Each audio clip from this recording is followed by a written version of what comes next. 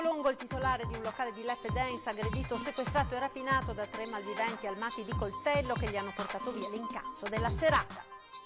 Caccia ai giovanissimi rapinatori in azione in un negozio di Mestre. Per sfuggire alla polizia si arrampicano sui tetti ma vengono bloccati ed arrestati. Il racconto dell'anziana padovana che nonostante i suoi 80 anni ha affrontato i ladri e dopo aver chiamato i carabinieri li ha fatti scappare. Scoperto un giro di prostituzione all'interno di 2 locali notturni a San Donà di Piave e Quarto d'Altino, 5 arresti, prestazioni sessuali fino a 1.500 euro. Bocciatura della consulta al quesito referendario sulla legge elettorale maggioritaria proposto dalla Lega e sostenuto dal Consiglio regionale Veneto, l'ira del Carroccio che li lancia pronti a nuove iniziative. Maltempo di novembre, il governo stanzia altri 208 milioni per le regioni coinvolte, 40 destinati al Veneto colpito dall'acqua grande e dal litorale devastato. Sanità Veneta, investimento da 21 milioni di euro per i mezzi di soccorso, in arrivo nelle ULSS 147 ambulanze e il direttore del SUEM Veneto annuncia prima dell'estate la partenza del volo notturno dell'elisoccorso. Riprende da stasera la trasmissione che ha riaperto gli archivi storici di Antenna 3, stesso format ma un nuovo titolo, da 40 a La nostra storia. Ben ritrovati con l'edizione del Veneto dei nostri telegiornali. In primo piano la cronaca, rapina in villa Saccolongo, il titolare di un locale di lap dance è stato sequestrato e rapinato da 3 malviventi armati di coltello che gli hanno portato via l'incasso della serata. Sentiamo. Legato mani e piedi e imbavagliato, un imprenditore padovano è stato rapinato in piena notte mentre stava rientrando nella sua abitazione a Saccolongo. Mirko Bellotti, titolare di un locale di lap dance ad Abano Terme, è stato aggredito alle spalle da 3 uomini incappucciati e armati di coltello. Lo hanno subito immobilizzato, rubandogli la borsa e costringendolo ad aprire la porta della sua abitazione all'interno del Residence Montecchia, a pochi passi dal golf club. L'uomo, legato e con il nastro adesivo sulla bocca, non è riuscito nemmeno a chiedere aiuto. È stato fatto sedere sul divano da uno dei banditi che gli è sempre rimasto accanto mentre i 2 complici salivano al piano di sopra per cercare altro denaro e gioielli. Il baccano però ha svegliato la compagna del 50enne che si è barricata in camera da letto e ha iniziato ad urlare. I banditi a questo punto hanno deciso di scappare, portando via l'incasso della serata, circa 3.000 euro, un orologio e un anello. Mirko Bellotti, quando si è liberato, ha dato subito l'allarme ai carabinieri. A loro ha fornito una descrizione dei 3 banditi. L'imprenditore ha riconosciuto l'accento dei malviventi, 2 parlavano romeno, il terzo invece sembra albanese.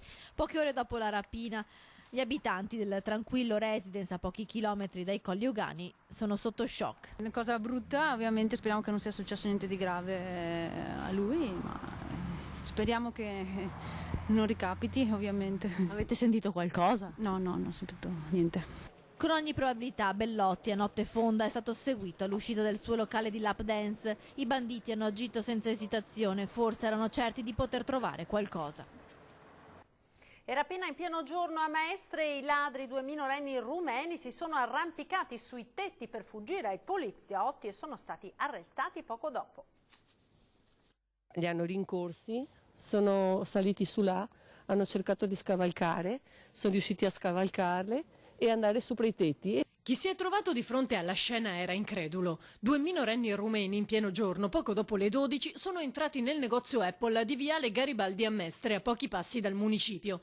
E dopo essersi impossessati con violenza di 4 telefoni cellulari, facendo cadere a terra la persona che lavorava all'interno, sono fuggiti di corsa. Dopo aver rapinato il negozio, i ladri sono fuggiti di corsa, entrando in Calle della Testa e circondati dai poliziotti hanno pensato di fuggire arrampicandosi sul tetto. Cercavano di scappare in tutti i modi.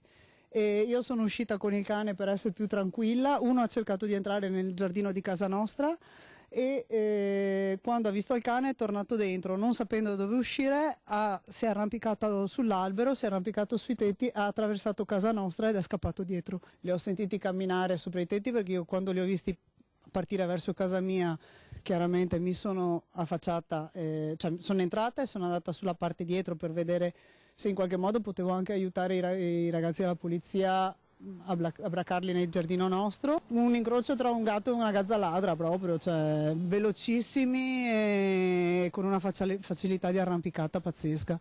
A quel punto la polizia ha fatto alzare in volo un elicottero e li hanno presi in poco tempo all'altezza di Via Spalti. Non è una scena che si vive per fortuna tutti i giorni, quindi un pochino sì.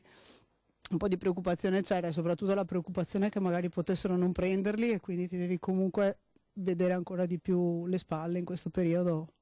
C'è un po' troppo movimento da questo punto di vista. Poco dopo gli agenti, continuando a perlustrare i tetti, hanno anche ritrovato la refurtiva. I ragazzi sono stati arrestati e portati in questura. Ed ora il racconto dell'anziana padovana che, nonostante l'età e la malattia, ha affrontato i ladri che erano entrati in casa e dopo aver chiamato i carabinieri li ha fatti scappare. Sentiamo. È 8 che comincia il rosario, adesso intanto lo metto via. E va, mi scaldo qui che avanza oggi e dopo mi faccio dell'altro. Quando vado di là, spengo la luce qua, dico vai appena, che ha tutte le luci accese, no? E sono là e ho appena acceso per scaldarmi qui che nel piatto che non devo mangiare a mezzogiorno. E parte l'allarme. Ho spento e sono fuori. Chiudo la porta, devo aver acceso questo, insomma, e vedo uno appoggiato là. E va così. Al momento, ma che sei? Cosa fai qua dentro casa mia? La casa mia, qua per questo sono io dentro, ho detto.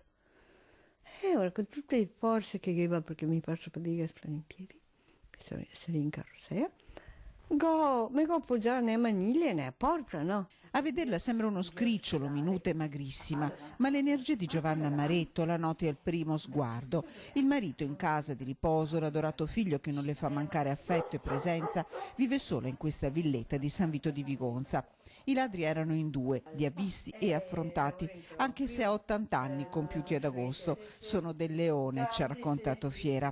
I malviventi erano lì, lei si è alzata e ha preso il telefono. Io non so come abbia fatto tenere fermo, stare là e anche qua per tenermi anche in piedi e sono riuscita a prenderlo. Questo visto, siamo subito il 112, ho detto caro. Dunque, ho detto, ti conviene andare via perché si di assassini, farabutti, delinquenti, ho detto, adesso non mi ricordo neanche bene. Ho detto, vergognati che sei giovane va a lavorare, ho detto, no bene l'amico, non vuoi niente, soldi non ne ho. Roba di ora non no, ma vergognati che ora che finire rovinare le famiglie, non si fa queste robe, ma con una forza, senza paura, proprio non mi sentivo paura, ma sentivo soltanto coraggio, non spiegare. L'allarme continua a suonare, i ladri fuggono, i 2 dentro casa, il complice all'esterno. Derna, così la chiamano, non li riconoscerebbe, ma la casa dopo il loro passaggio l'ha fotografata. Ho acceso la luce, ma non sapeva dove mettere i piedi. Roba dappertutto, butta fuori tutto. I carabinieri sono arrivati subito e con loro il figlio. Non ha voluto andare in ospedale, racconta, questa è casa sua. Qui sta cucendo i pigiami per il marito, qui continua con forza a vivere con gli amici accanto. Qui prega la Madonna e si affida a padre Leopoldo. È preoccupata per la finestra da dove sono entrati i ladri ancora rotta, ma da qui non si muove. Lei ha dormito qui queste notti, non ha paura? No, non ho paura, questo che quando che magari sento un movimento o qualcosa come che ho sentito stamattina, passa un coraggio di ferro.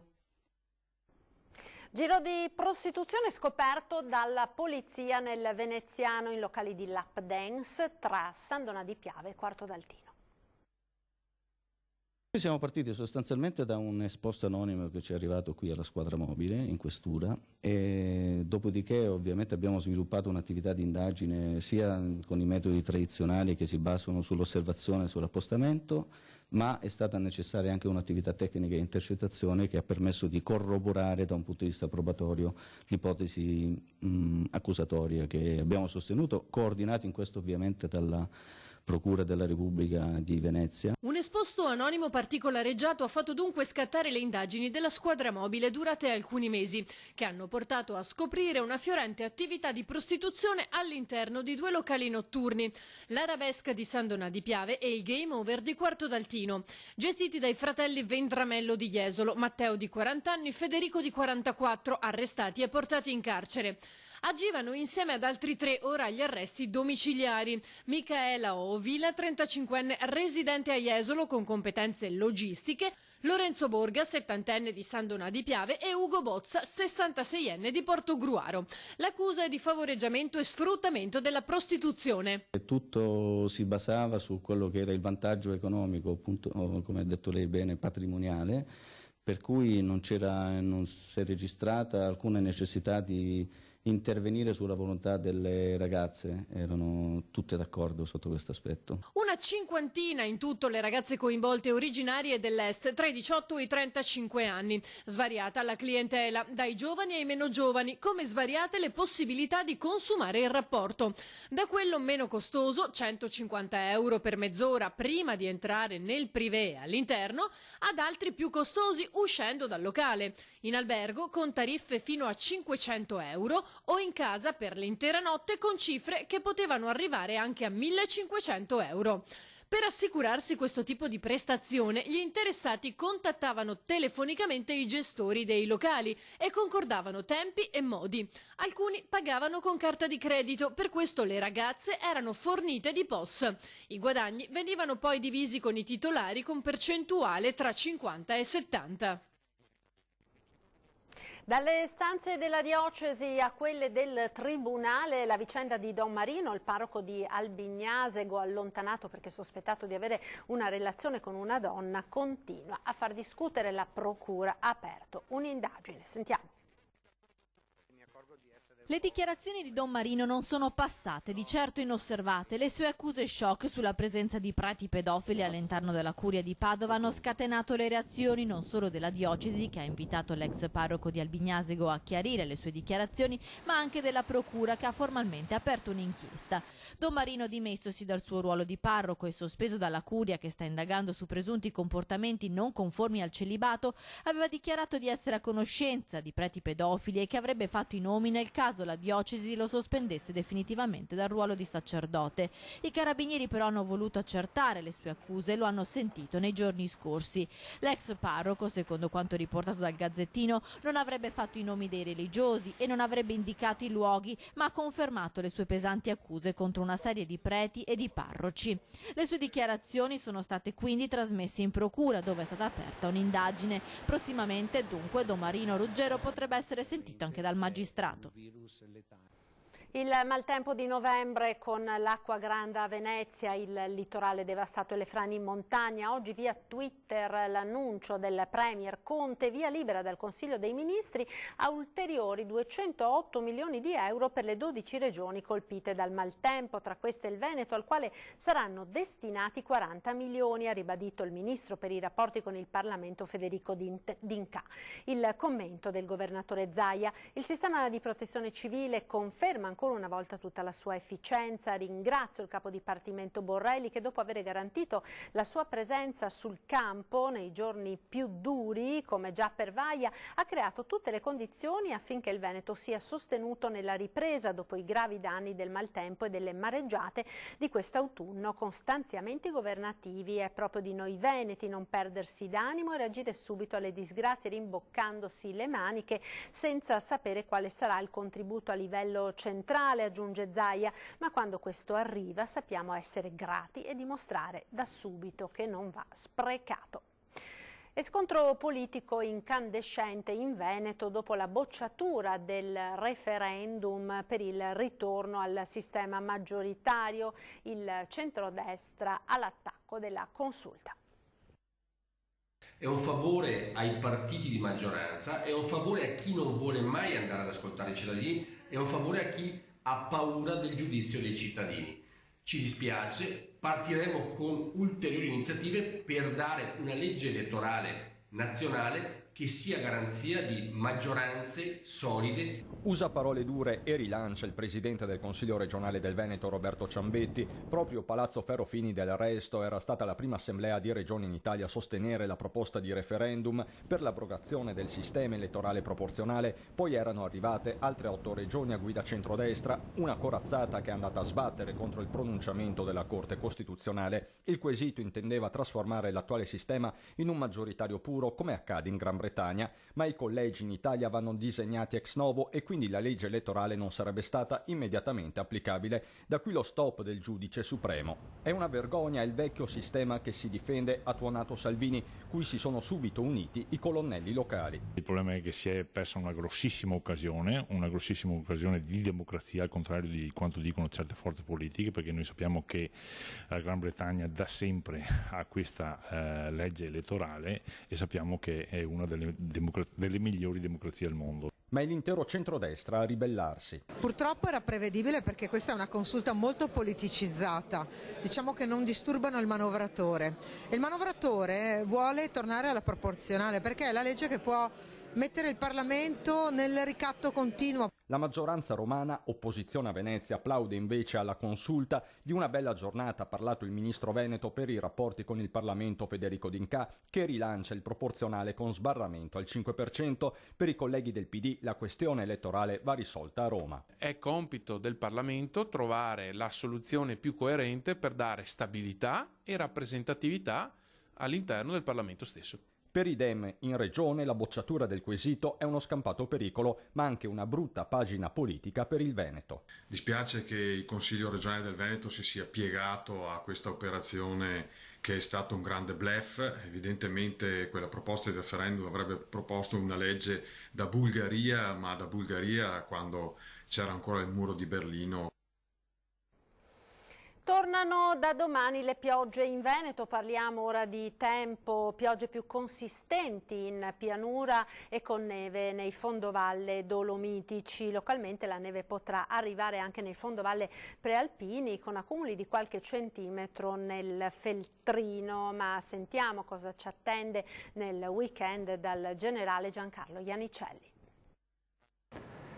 Finalmente potremmo dire, dopo tanti giorni, una depressione un po' più intensa che addirittura sul nord Europa ci indirizza a un sistema perturbato che nelle prossime ore interesserà le nostre zone. Diciamo subito una perturbazione che si muoverà in un campo di alte pressioni, quindi si attenuerà negli effetti e comunque sarà veloce. Però cosa succede? Porterà aria nuova, masse d'aria nuove che scalzeranno l'aria stagnante che da diversi giorni, settimane interessa di noi, e con esso scalzerà anche il materiale inquinante. Quindi c'è un cambio d'aria che farà abbassare notevolmente i picchi di inquinamento. Più in dettaglio, quindi prevediamo da stanotte, quindi per domani, un cielo nuvoloso, molto nuvoloso, con precipitazioni diffuse e a tratti anche con qualche piovasco. È una cosa veloce perché poi si esaurisce già nella giornata di domani. Domenica inizialmente un po' di livellatura, un po' di instabilità, ma poi di nuovo sereno.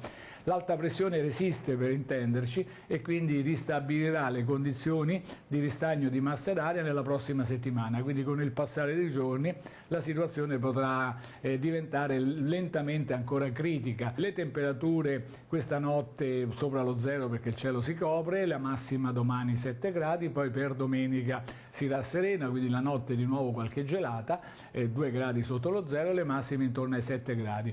Per finire l'alta Adriatica è previsto da poco mosso a localmente mosso.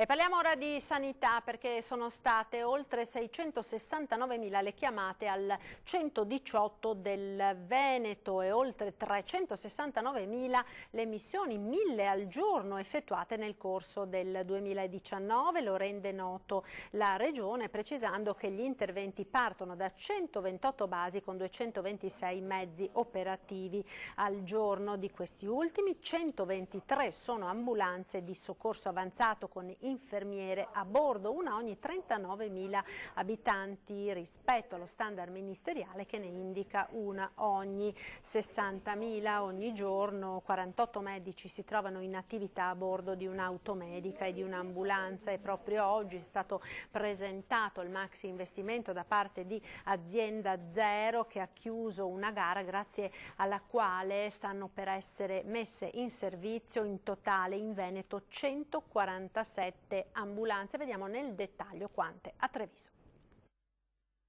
19 nuovi mezzi di soccorso in arrivo nella Marca, 14 ambulanze urbane più 2 automediche acquistate grazie alla gara centralizzata di Azienda Zero, alle quali si aggiungono altre 3 ambulanze acquistate direttamente dall'ULSS 2, una per il pronto soccorso di Castelfranco, 2 per Treviso, mezzi dotati delle più moderne tecnologie e strumentazioni come il compressore cardiaco, fondamentale per praticare massaggi cardiaci prolungati sul paziente anche durante il trasporto, e poi barelle elettriche, sedia scendiscale. Oltre al potenziamento del parco macchine è previsto anche un rinforzo dell'organico. L'intenzione nostra è di potenziare soprattutto le aree in difficoltà, cioè le aree più estreme, quindi stiamo parlando di Pieve di Soligo, stiamo parlando di ovviamente tutta l'area della Pedemontana, da Crespano, quell'area quindi importante e distante, per cui là questa verrà sicuramente potenziata anche grazie all'aiuto di volontari.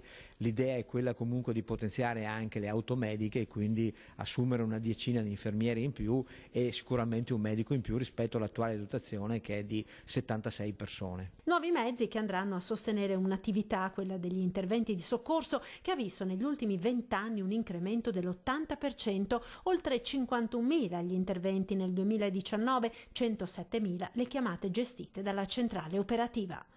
I tempi medi di soccorso, vista la diffusione delle ambulanze, delle automediche su tutta la provincia, sono di circa 18 minuti, che vengono realizzati soprattutto per i codici rossi, dove i mezzi, l'automedica esce immediatamente con medico ed infermiere. Ed ora pubblicità, ci rivediamo tra pochissimo per continuare a parlare di sanità con il ripristino del volo notturno. A tra poco.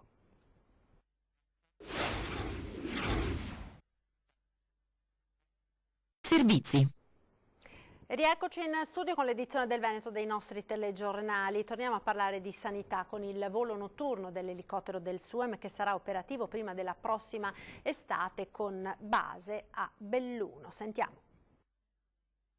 Salvo intoppi dell'ultima ora, entro l'inizio della prossima estate sarà operativo il volo notturno dell'elisoccorso del SUEM, che le schede regionali sanitarie hanno assegnato all'ULSS 1 Dolomiti. Si tratta del servizio più atteso dalla popolazione bellunese per gli ovvi motivi dettati dalla geomorfologia del territorio, ma anche dai veneti, visto che la nostra regione è l'unica di tutto il nord Italia a non avere l'elisoccorso notturno. L'annuncio è stato dato dal direttore regionale del SUEM, Paolo Rosi. Contiamo che le procedure amministrative ci consentiranno di avviare il volo notturno subito prima dell'estate.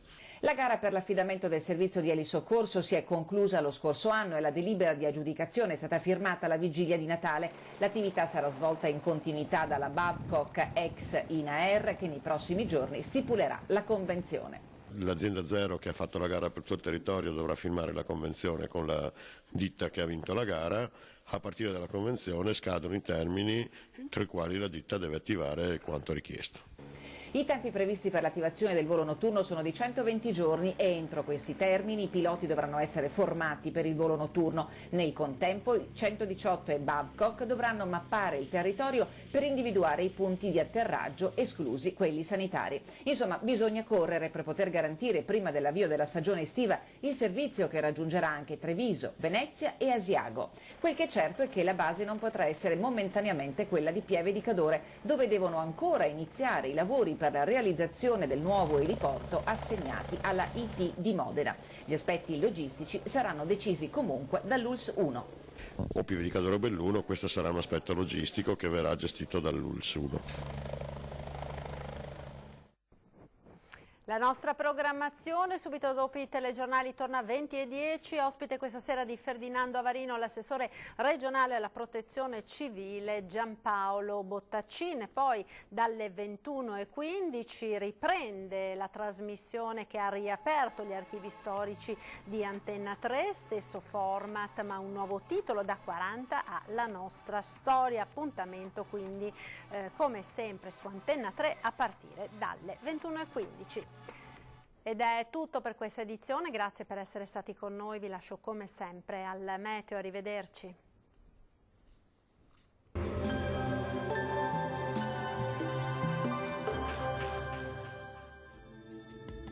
Bentrovati al meteo. Arriva la prima attesa perturbazione del 2020, pioggia dunque sulle nostre regioni, seguita anche da un'irruzione di aria fredda. Il dettaglio della giornata di sabato. Sul Veneto cambia decisamente il tempo, sarà infatti una giornata all'insegna delle precipitazioni che si spera possano portare un miglioramento della qualità dell'aria. Fenomeni localmente intensi in mattinata, la situazione però andrà via via migliorando in serata. Neve sulle Alpi a 500-800 metri. Lieve calo termico con temperature minime fino a -2 gradi, massime tra 2 e 7 gradi. Ci spostiamo ora sul Friuli Venezia Giulia, qui avremo condizioni di maltempo con rovesci diffusi, localmente anche di moderata intensità. Temperature minime tra 2 e 6 gradi, massime sui 6-8 gradi circa. Uno sguardo infine al Trentino Alto Adige, le piogge saranno più insistenti al mattino, dal pomeriggio fenomeni in via di cessazione. Temperature minime sotto zero, massime sui 3 gradi. Dal meteo di Antenna 3 per ora è tutto, grazie per l'attenzione e arrivederci.